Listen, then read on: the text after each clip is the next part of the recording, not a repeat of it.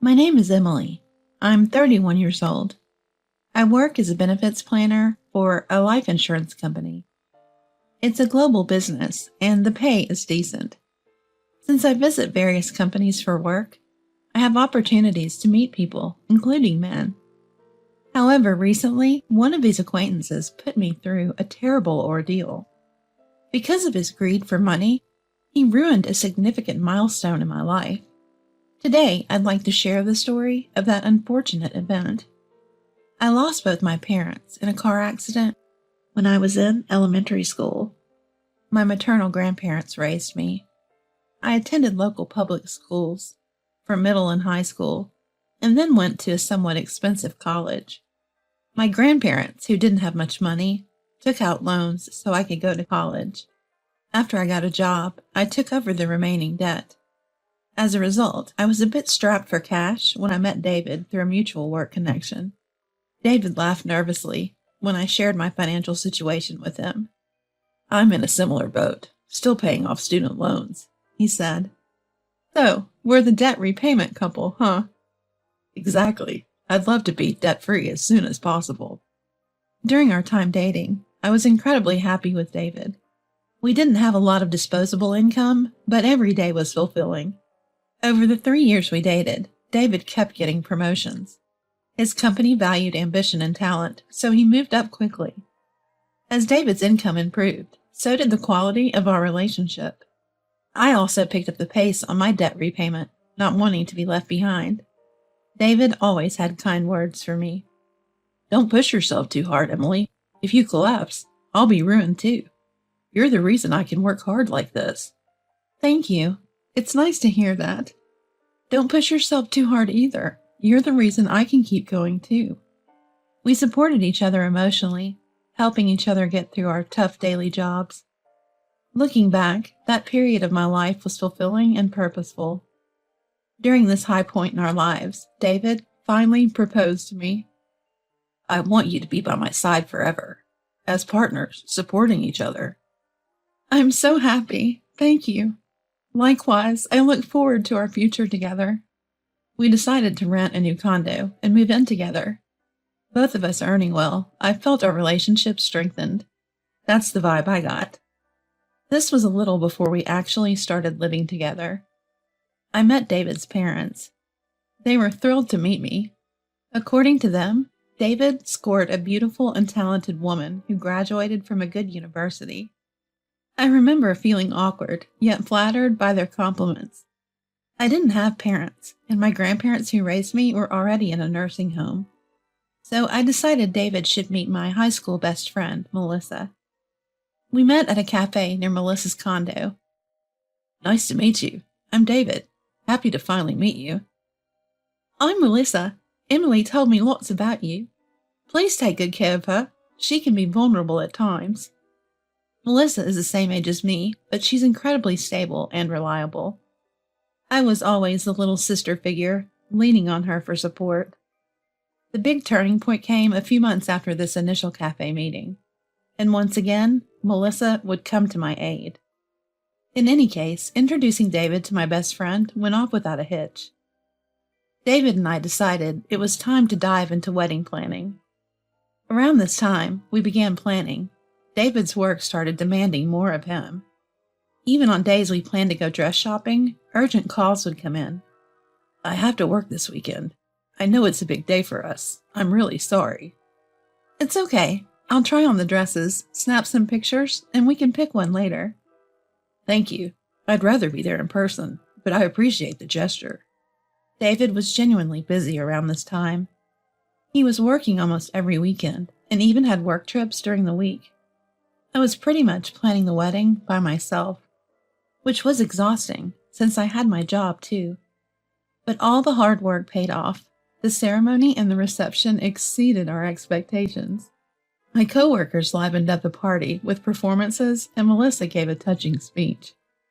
My grandparents, who are in a nursing home, sent their blessings through a video message. After waving goodbye to the last of our guests, David and I finally had a moment to relax in the backstage room. I remember David casually checking his phone right after our small talk.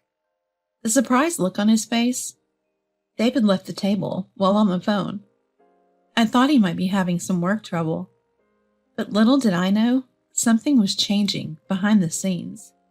A change big enough to affect both David's and my life. In the backyard of the venue, there was a steep staircase for staff to use. In my gown, I had to pass by those stairs to change. The staff were distracted by someone calling from across the hallway. I think it was in that moment when I was off guard. My body flew through the air, someone screamed, a powerful impact, and a series of intense pain overwhelmed me. I fell down the steep stairs in my gown and lost consciousness. When I came to, I was lying in a hospital bed. Bandages were wrapped around my arms and legs, and I was bruised and scraped all over. No broken bones, just bruises and contusions, and thankfully my brain activity was normal. The nurse explained that I had fallen down the stairs at the venue. I had no idea how it happened. A few hours later, an even more puzzling event unfolded. David, who had come into my hospital room, suddenly broke up with me. "You're useless to me now. Here's $30,000 as a settlement." "What? Wait a minute. What's going on? Explain yourself." "Just lie down and shut up. You'll make your injuries hurt. Huh. I told you, you're useless to me now. I found another woman I love. I'm marrying her. Sorry, Emily." "Are you kidding me? We just had our wedding ceremony, and now this?" "But we haven't filed the marriage certificate yet. Was waiting for our anniversary to file the paperwork. Turns out, it was the right call. Never thought this would happen." David looked genuinely happy.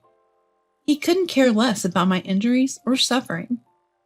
"I'll give you all the wedding gifts as a get-well-soon present. Bye." "Wait, David! David!" He didn't hear me. David left laughing. I cried, clinging to Melissa, who had come to visit me. Tears streaming down my face, I told her everything. Melissa silently patted my head, listening until the end. "It's been so tough. I'm furious this happened to you, Emily. Focus on healing. For now, I'll look for the culprit." "The culprit?" "Yes, the culprit. The person who pushed you down those stairs. I suspect it's David. He's definitely off. He was even laughing." "Laughing when?" "I was waiting for you to change so we could leave together. Then ambulances showed up, and it was chaos. They said you had fallen down the stairs. That's when I saw it. As they were carrying you, he had this nasty smile on his face. Just imagining it sent chills down my spine. Did David push me down the stairs? What could he possibly gain from it? Anyway, I decided to focus on healing, just like Melissa advised me. As my physical wounds began to heal, so did the wounds of my heart. My deep sorrow turned into fierce anger. I couldn't rest until the responsible parties were held accountable. My heart, once soaring with happiness, now became consumed with thoughts of revenge. A few weeks later, Melissa and I lured David to a cafe. We had gathered all the evidence we needed and were ready for payback. I was set on getting even. David seemed different than when we were dating. He was dressed flamboyantly and was wearing accessories that he never wore before. In a good mood, David handed me an envelope. "What's this? A stack of cash? What's the meaning of this?" "It's a get-well gift. Good to see that both your scars and bruising have healed up." "How generous of you. Do tell, what brought this on?" "Yeah, why don't you explain yourself? Why did you betray Emily?"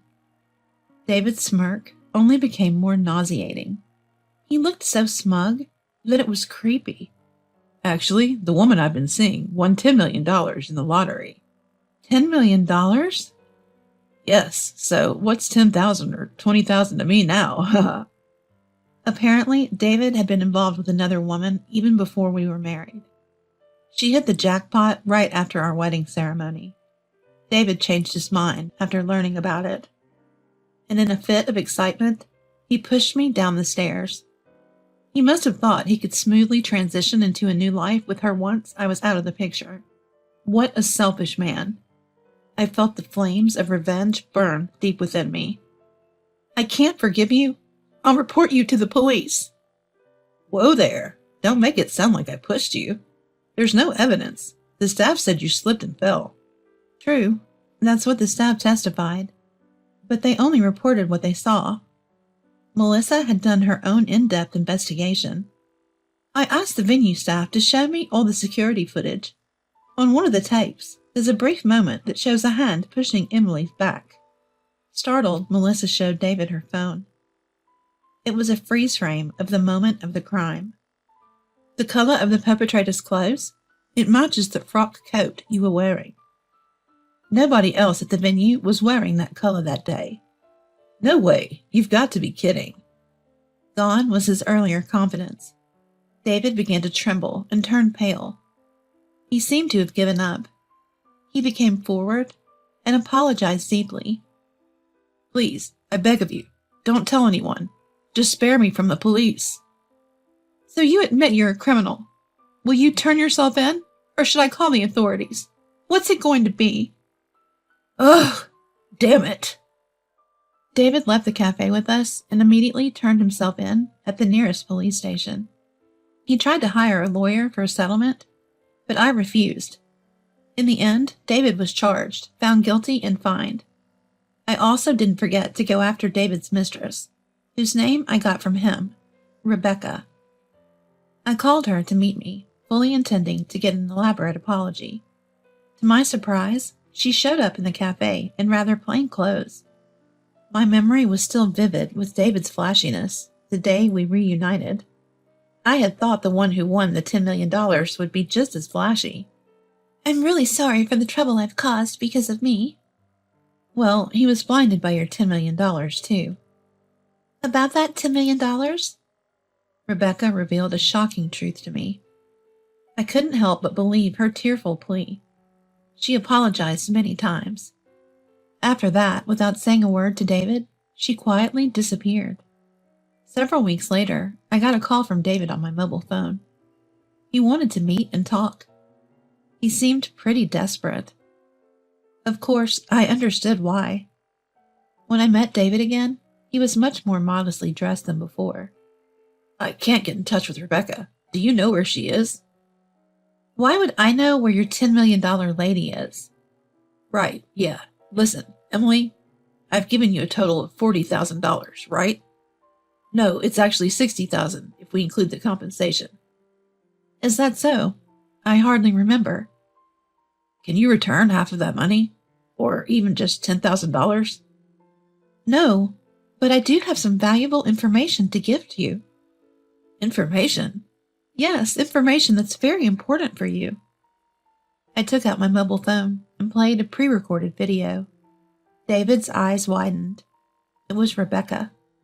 I had recorded her before she left town. David, I have to apologize to you. I'm really sorry. The story about me winning $10 million in the lottery was a lie. I lied because I couldn't bear the thought of you marrying someone else. A lie? The whole $10 million story was a lie? I'm truly sorry. I just apologized to Emily as well. I plan to disappear from this town. I can't tell you where I'm going. I'm really sorry for ruining both of your lives. David was stunned, speechless for a long time after the video ended. He looked completely shocked.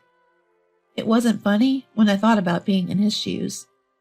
Pushing your spouse down the stairs for a non-existent $10 million? Fooled by a lie? Impulsively committing a crime? And losing $60,000, including the compensation? Who would want to live their life thinking they're such a pathetic person? Leaving David as he was, head down and immobile, I walked out of the cafe, gripping the receipt. That was a few days after our encounter at the cafe. My phone buzzed again. Another call from David. Look, I've come to my senses. I was wrong. Can we start over? You've got some nerve, spouting lines like that, especially after you messed up a chapter of my life. The real culprit here is Rebecca for lying to me. If she hadn't lied. Hadn't lied? So you wouldn't have pushed me down the stairs blinded by greed. Cut it out. You were already the worst when you cheated on me. Who would give a man like you a second chance? Those $10 million from Rebecca exposed the real David. In that sense, I could almost thank her for her lie. It saved me from wasting my life on a worthless man. David tried to keep the conversation going, desperate to keep me on the line. It was a pathetic and futile struggle. I ended the call, feeling like I was pushing away someone who was desperately chasing after me. David had quit his job long ago, banking on Rebecca's $10 million lie. Now it seemed he had to find new work. Melissa told me this as we shared drinks at my place over the weekend. She'd run into David in town and heard it straight from him. He can't get steady work because of his criminal record.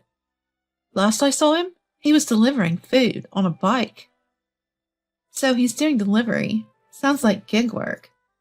Seems that way. He's doing whatever he can find. Melissa shared some of David's job hopping history. Traffic control for road work, janitorial services, lunchbox factory staff, warehouse worker. He looked worn out, all tanned and sunburned. I told him this is karma for betraying Emily, and he nodded. If he's aware, that's good. I hope he continues to repent for the rest of his life. Would you consider starting over with him if the chance came? No way! A man who would push a bride down the stairs in her wedding dress? Are you kidding? Melissa and I laughed heartily at that. Even if he threw $10 million my way, I'd still decline. A few days later, David contacted me again. Can you lend me $100? I'm really struggling here. No way. Please don't contact me again, and no following me. If you do, I'm going to the police. Wait, Emily, I'm really sorry. Don't you dare call me by my first name. I hung up and immediately blocked David's number. If he crosses a line, I have no problem reporting him. My post-David life has been pretty smooth. I got a good settlement, and he even paid for the venue. My grandparents in the nursing home and my coworkers all sympathize with me, which is to be expected. Anyone would feel sorry for a bride betrayed right after her wedding. But I'm not overly pessimistic about my current situation. My career is thriving, and my personal life is fulfilling. Melissa and I are even thinking of going to a single event. Having a divorce history isn't going to hold me back. I'm strong enough to make my fall down the stairs a talking point. Life has so much more in store. I'm going to find someone amazing and build a happy home.